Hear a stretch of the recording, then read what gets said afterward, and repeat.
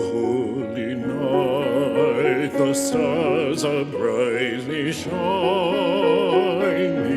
It is the night of a dear Saviour's birth.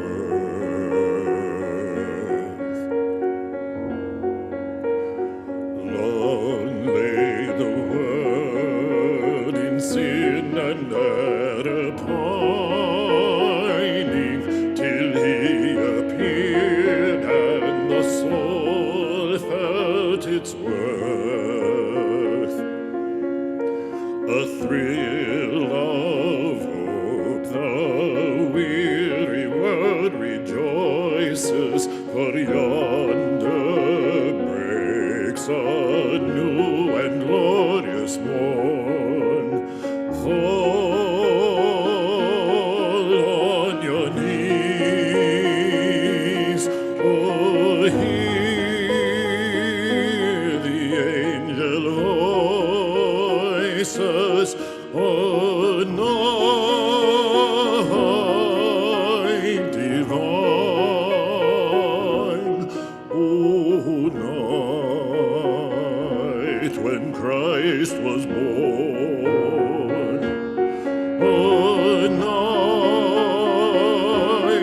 oh, holy night, oh, night divine.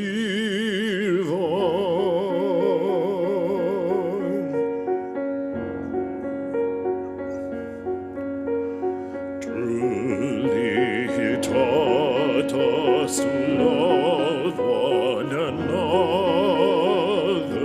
His law is love and his gospel is peace.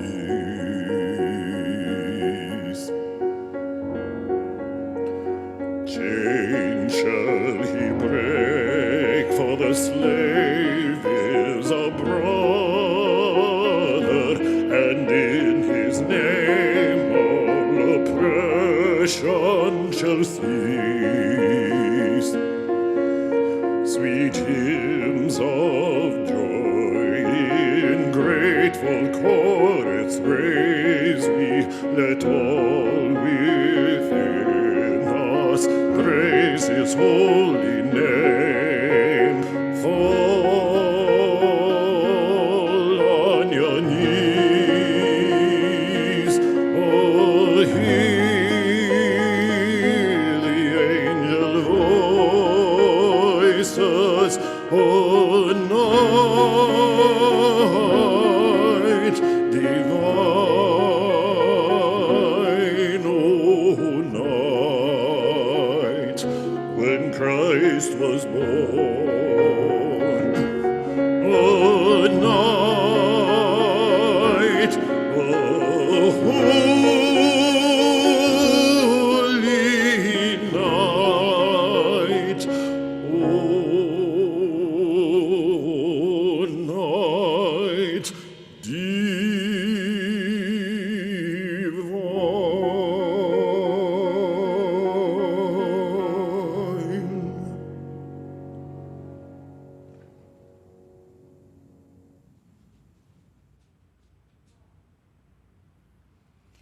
Welcome. By the glow of your own hearth, perhaps in the comfort of a chair that has welcomed you 1,000 times before. Welcome to Christmas Eve. It is as old as the stories we tell of it, and as new as the technology we use to bring those stories to life tonight. Each year at River Road, we gather on Christmas Eve to tell the old, old story. And usually we choose in this candlelight Christmas Eve service to focus on the characters or single character whose inspiration shines the brightest for us in this particular season. From the animals in the manger, whom we celebrated some years ago with twinkling lights arrayed in this place, when not only lowing cattle and wandering sheep meandered their way through this sanctuary, but illuminated jellyfish and lions who refused to quiet the power of their mighty roaring. To the shepherds who were sore afraid and rose up anyway to declare the good news, and Mary, who bore the weight of the world and yet somehow did not break. This year and this night, we turn our attention at long last to the angels, the heavenly host perhaps, but also to the better angels living in us and waiting to burst forth their blessings on a world so in need of every single song of praise. This year, welcome to Christmas Eve. Gather up the better angels of your own nature, the hymns of praise you cannot help but sing. Gather up your candle and its light. Gather your commitment and your courage for all that our better angels might yet require of us. Our first reading tonight is a challenge and a blessing and a gift. A letter to the better angels within we are not always certain we can find, adapted from the Reverend Sean Parker Dennison. Dear angels, it seems appropriate to begin by making it clear that we are not talking about celestial winged beings. This letter is addressed to our better selves, the people we hope we will be when necessary. We are writing to let you know that we feel your presence insufficient and unpredictable, and when we inquire about how to make you more dependable, we are offended by and opposed to the level of accountability required. Dear angels, we are hoping to make an arrangement for an increase in the percentage of goodness and the presence of admirable qualities in ourselves and in others, especially in others. We respectfully request that this come easily and with immediate delivery, a dependable warranty, and at no extra cost. We would be even more pleased if it could be arranged for us to become better people without needing to change or to consider the needs of others beyond ourselves. It would also please us if our status as increasingly good people could be noted and celebrated in some way, perhaps a cookie, a badge, a halo, as long as it's comfortable. We hope you will consider our request as soon as is humanly possible and not on angel time. We have already waited a long time. Sincerely. Sincerely, all of us, I think. So let the better angels of our being gather round this Christmas Eve night. Let the best of ourselves call us all to humbler and braver living. Let us be the heralds that proclaim the coming of a new way. Let the trumpets of hope and transformation be powered by our own breathing. Come, better angels, gather round this Christmas Eve. Come, let us worship together.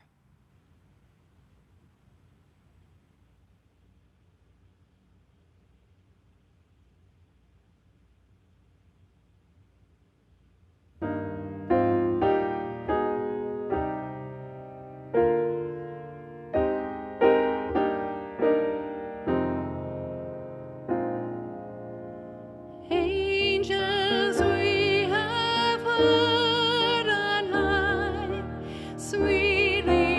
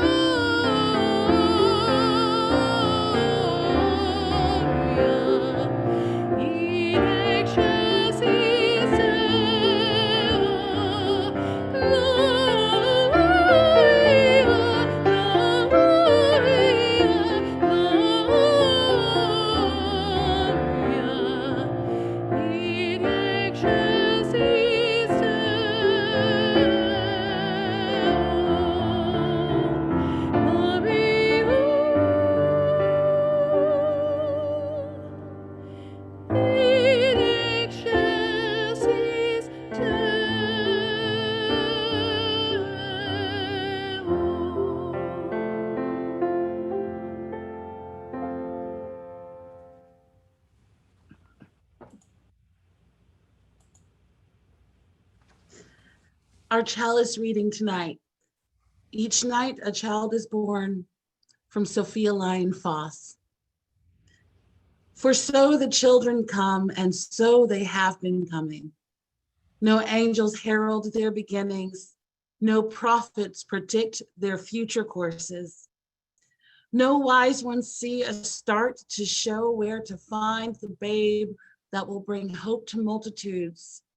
Yet each night a child is born is a holy night.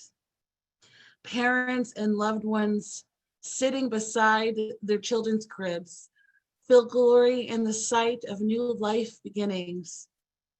Each night a child is born is a holy night, a time for singing, a time for wondering, a time for worship.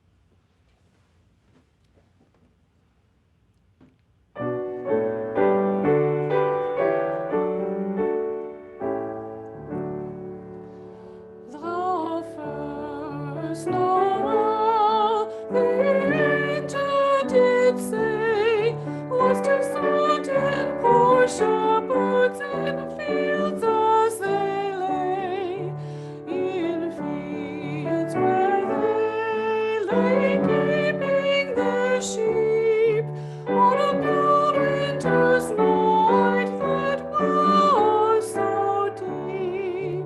Noel, Noel, Noel, Noel, born is the King of Israel. They look at home and saw a star shining in the east beyond them far, and to the earth it gave great light, and so it continued both day and night. Noel, Noel, Noel, Noel, born is the King of Israel. And by the light of that same star, three magi came from a country far, to seek for King was their intent, and to follow the star wherever it went. Noel, Noel, Noel, Noel, born is the King of Israel.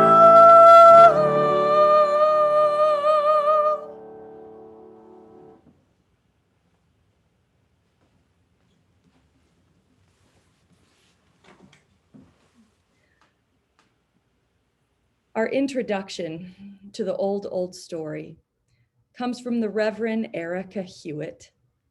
In words we have spoken here together before, we are reminded that love is born anew. And the spell is woven when we tell once again an ancient story. It is a story written well after the death of this man whom history calls Jesus, for a people whose temple had been destroyed, a people in great and profound despair, a people looking for hope in a world that was not as it should be. And so the authors of the Gospels, writing long after he lived, they tried to make sense of who this prophet Jesus had been in the world. There are, of course, different versions. The Gospel of Matthew tells a story about Jesus as a royal son of God, a prince visited by other royalty in his infancy. These, of course, are the Magi kings, and it is from this text in Matthew that we are first introduced to the idea that a child would be born who would be called the King of Kings. The text says his name will be Emmanuel, which means God with us, and that he would be endowed with a holiness so profound that kings from distant lands should bow before him. The Gospel of Luke presents yet another image of the man that Jesus would become. That of a man who has come to show the people a way to conquer the empires of this earth by building a different kind of empire, one built on the peace of the Spirit, not the might of kings. This Jesus comes to all those who are in need and in despair. He is a sign of hope for the hopeless, a kind of voice crying out from the chaos, inviting all who hear to believe in the possibility, though not the certainty, of a different way. It makes sense then that in Luke's story, the people who first witnessed the birth of Jesus are not kings, but common shepherds, everyday people searching just as we do for hope in the midst of despair. And so on this night, among all nights, after we are blessed once again with the gift of music, we will together hear those ancient words from the Gospel of Luke, whose message is not so far from our hearts, now and always.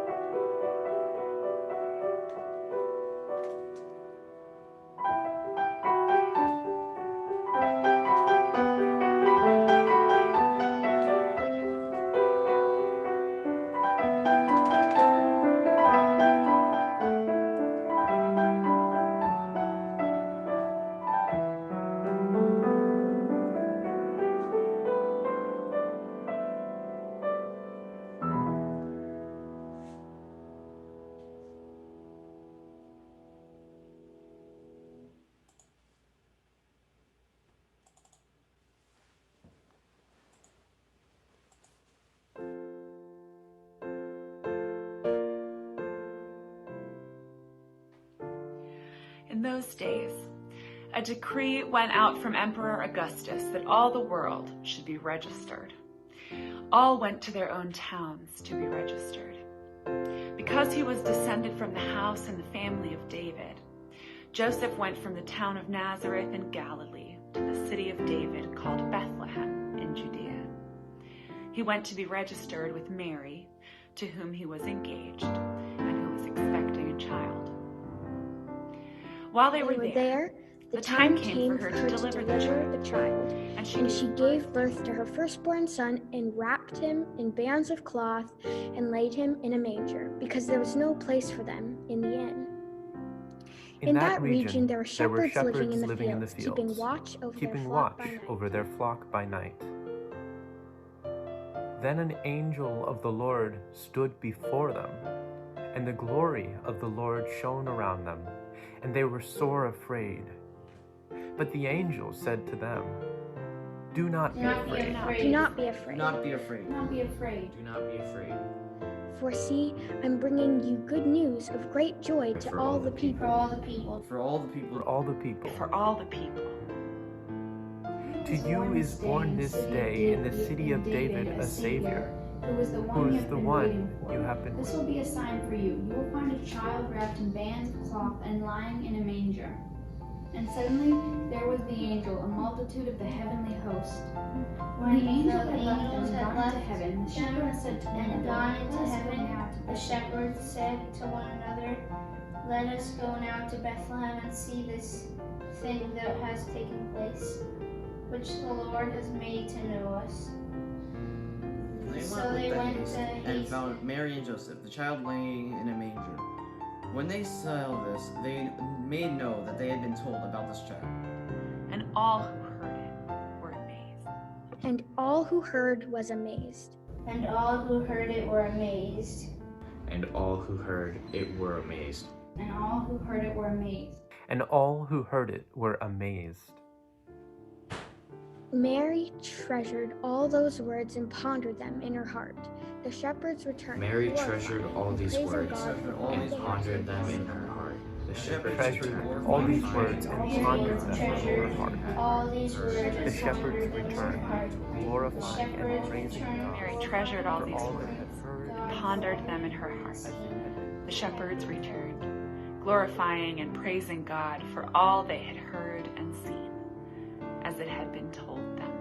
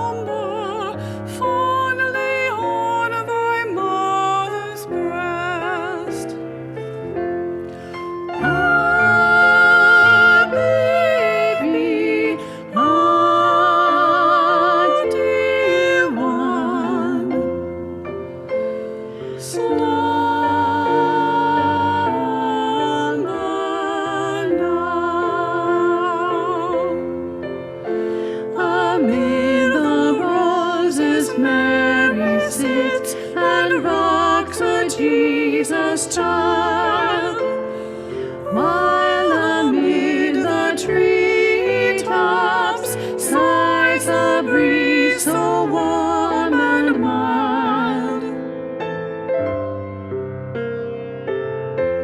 and soft and sweetly sings a bird upon the bough, a baby, a dear one,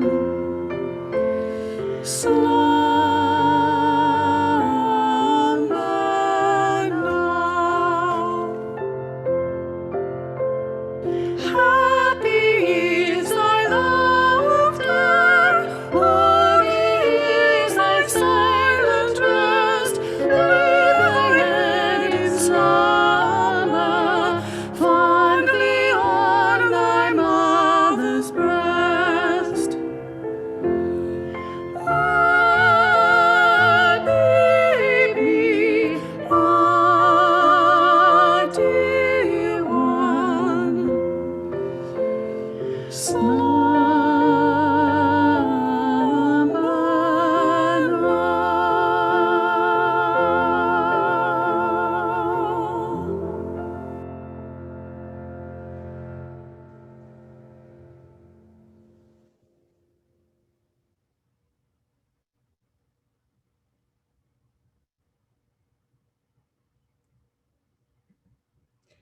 Tonight's offering will go to the Minister's Discretionary Fund here at River Road, which is supported each year by your generosity during the holiday season. This fund is where we go to support members and people in the community, both financially and materially, in times of great difficulty. It's a source we have to support the programs, the organizations, the social services whose needs just do not arrive on the annual budget cycle, because when does tragedy and great need happen on our own calendar time? When does need present itself so it can fit neatly into our schedules? This year, the Minister's Discretionary Fund has provided rental support to members of our community when they needed it most. We've used it to support organizations that feed all the people who are hungry in these days, turning none away into the cold. It has helped us to bring generosity to individuals and organizations far and wide that share our values and our commitment to a world made whole with all her people one. It has supplemented our ministries in so many ways, and we hope you will give as you are able in all the ways available to us. The text to give number, as always, is 73256. You'll see it right there in your chat, along with further instructions about how to make use of that way to give. You can also mail a check the old-fashioned way. You can share your generosity through the website. You can check the chat Indeed for more information. Your generosity tonight will aid the organizations and people who depend upon this place, and we invite you to give as you are willing and able as the music plays.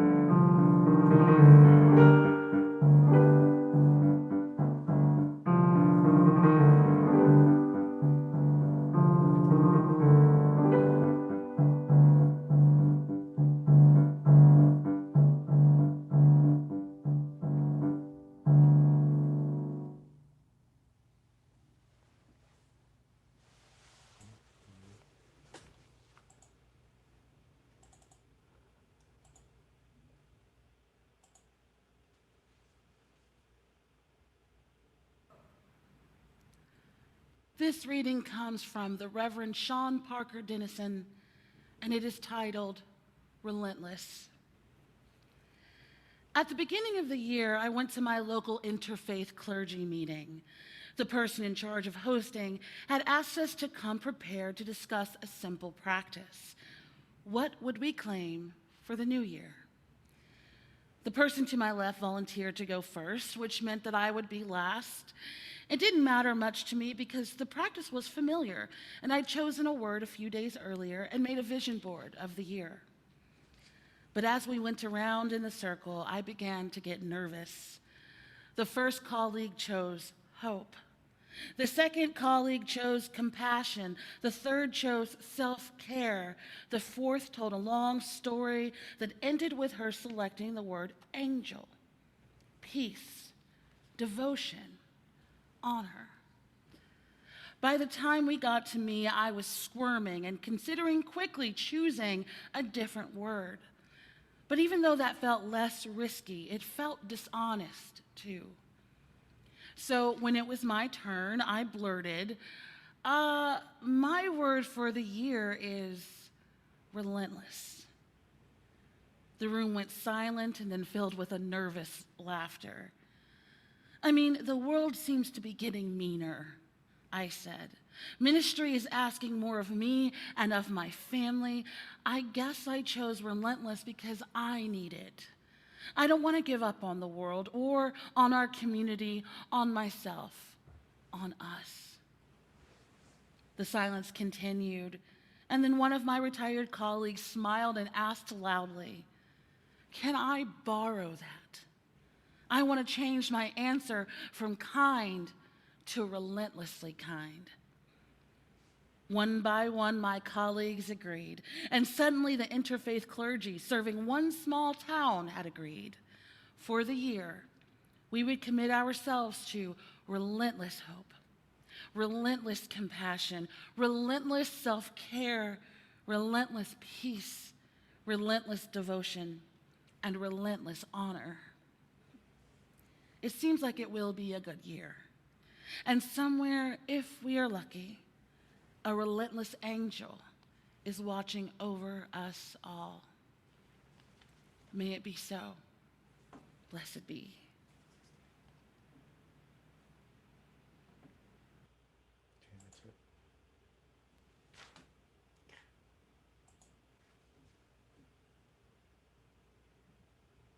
You know, in this story that we tell so many times and that we tell in so many ways, there are always angels.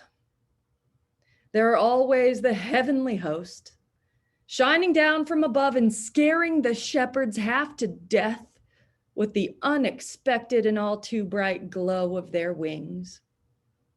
In our Christmas pageant, every year in the sanctuary right here at River Road, there is always the angel of the Lord, which is one of our precious children perched up in the balcony with a tinsel halo, standing on a box with a flashlight pointing up to their face and a t-shirt that says love in big block letters. There is always the angel of the Lord in the balcony in her tinsel halo, spreading out his arms to say, "Lo," inviting all of us to hearken, if we have not hearkened yet, for the arrival of something ever so good when we are so accustomed to beholding outrage rather than wonder. In this story that we gather round to hear tonight, as in so many biblical stories, the angels served as a kind of middleman between God and humanity, as the divine intermediaries that come heralding stuff. Or if you want it really understandable, instead of in Bible-y words, the angels are the ones who come with messages. They are God's messenger pigeons.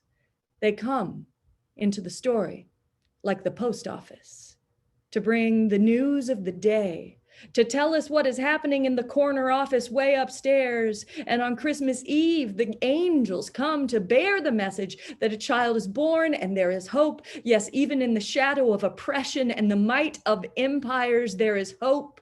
The angels say, "Hearken on this night. Lo, there is hope still in the most chaotic of times. And that role that we are so used to in the scriptural traditions of the angels as heavenly intermediary, it isn't the only job the angels have had, not in the way we speak of them or the stories we tell of them. References to angels are woven throughout our history with 1,000 different meanings and as many powerful reminders of what it is to do heavenly work and just who it is who is capable of doing such heavenly work. Yes, even in these our days. Famously, it has long been said that the doctor by Abraham Lincoln's bedside looked up in great sorrow upon the great man's death and uttered those poetic words that speak of deep time and a stretching future. Now he belongs to the ages. But historians mostly agree that it was a case of poetic and perhaps prophetic mishearing, and what the doctor almost certainly really said in that moment when history turned on a dime, on that night when all the eyes of the world were watching this nation of ours, what he probably really said was, now he belongs to the angels, which is an altogether more predictable phrase, is it not? And also in keeping with Lincoln's way of speaking himself. It was Lincoln, after all, who gathered a fractured nation together on the eve of the Civil War to declare a new way forward, saying in his first inaugural address, "I am loath to close. We are not enemies, but friends. We must not be enemies. Though passion may have strained, it must not break our bonds of affection, the mystic cords of memory stretching from every battlefield and patriot grave to every living hearth and heart and hearthstone all over this broad land will yet swell with the chorus of the Union," he said, "when touched again, as surely they will be, by the better angels of our nature." He was loath to close his speech that day, he said, because he knew, as we do, that some of the nation's most difficult days after a string of difficult days still lay ahead of them. And the close of that day of memory and celebration, the close of his speech on that time set aside, it meant the continuation of the struggle, not its end. Just as it does when we close this room and go forth into the night this Christmas Eve. When all the twinkling lights are turned off, Howard Thurman will remind us in our benediction tonight, then the work of Christmas begins, and nobody ever promised it would be easy. The people were afraid. Then and now, the people did not know what lay ahead. And they yearned for the protection and the blessing of something, someone who could turn this seemingly endless tide of loss. In fact, in Lincoln's first inaugural speech, his Secretary of State, William Seward, suggested that the speech close with a calling for the blessing and protection of the guardian angels of our nation. And Lincoln himself changed it in his own hands to the words we know today. Not the guardian angels of our nation sent by God to watch over us or fix it for us, because surely that heavenly middleman was doing a pretty shoddy job of it already. No, Lincoln changed it to say that that which would bless us, that which would hold us, that which would protect us was the better angels of our nature. The better angels of our own nature, which while latent in the hardest of times were still there, waiting to emerge, relentless and committed to express the very best of ourselves in the very hardest of times. The better angels of our nature, he said. It was a phrase he himself had borrowed from Shakespeare and a dozen others who stood in podiums before him.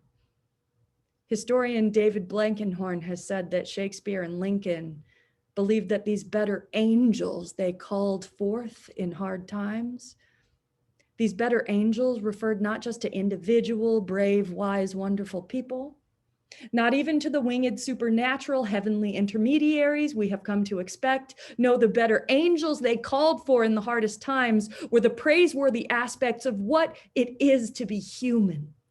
The better angels he called for, to which he ultimately belonged, were the sum total of the praiseworthy traits of our own being, the indwelling of the very best of us, capable of emerging collectively when the world is so in need of brighter hope. This Christmas, let the better angels of our nature guide us through what lies ahead. Even though we are loath to close the circle and move once more into the fray that the new year brings, this Christmas may the better angels of our nature join together in a relentless chorus of hope. Knowing that hope is not just a slogan, it is not just a phrase you put on an inspirational poster. Instead, it is the very manifestation of the best of our being. It is our better angels made real in the world. Hark and lo, unto us all this gift is given, an indwelling spirit to which we belong and in which we are blessed, a greater truth than that which tears us apart. For on this night is born a child, and in the morning that will come, the work of building a world worthy of that child's blessing will begin. Amen. Merry Christmas, friends. May our better angels rise to meet this time, and blessed be. In just a moment, we will be blessed once again, just as we have for generations, with the chance to gather in song and in silence in the glow of candlelight. I invite you, as you are able, to remain seated right where you are, to switch your screen if you can to gallery view and turn your camera on so that we might see your face glowing out from that screen at us. Starting now, I invite you to see not just my face, but the faces of the community that surrounds you with light. Have a candle nearby if you don't already, and a match or a way to light it. And if you don't have a candle, here's your chalice, no less bright, because it is formed from your own hands. Join us as you are able in singing Silent Night, along with the brand new recording made just for this night by our River Road Choir. At the end of the song, we'll hold silence for a moment to behold wonder once again. And after our benediction, we will end this service just as we always do, in the silence of the beckoning night. We lift up our gratitude for all those who have made this time together possible, for all of our musicians, our readers, Cliff, our staff team, amazing editing by Amanda, Brock, Walt, Jesse, Marsha, Dave, and so many others who edited, mixed, recorded, and brought us the beauty in all the ways we can. When the music plays, do not worry about your singing voice. Now is a time for wonder rather than worry. We'll all stay muted anyway, and the lyrics will be handily illuminated in the chat box. Let the lights be kindled once again as the windows that connect us and keep us safe are brightened by the light of hope.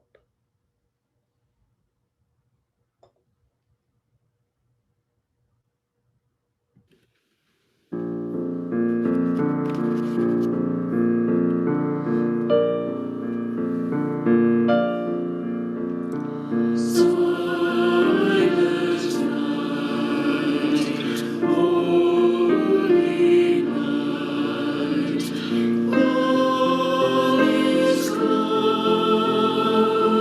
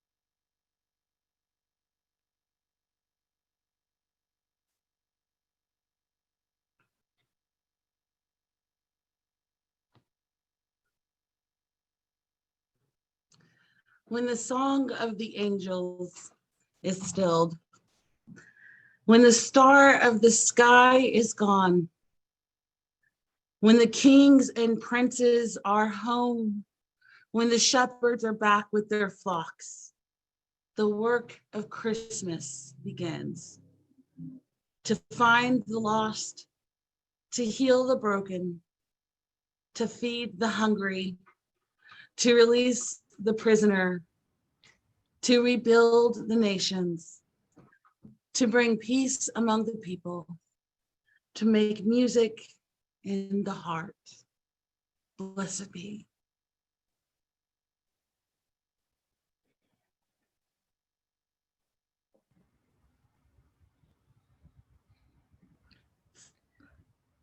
We extinguish this light, but not the light of truth, the warmth of community, or the fire of commitment. These we carry in our hearts until we are together again. Our service has ended, and the room will shortly close. Go in peace and with great love. Amen.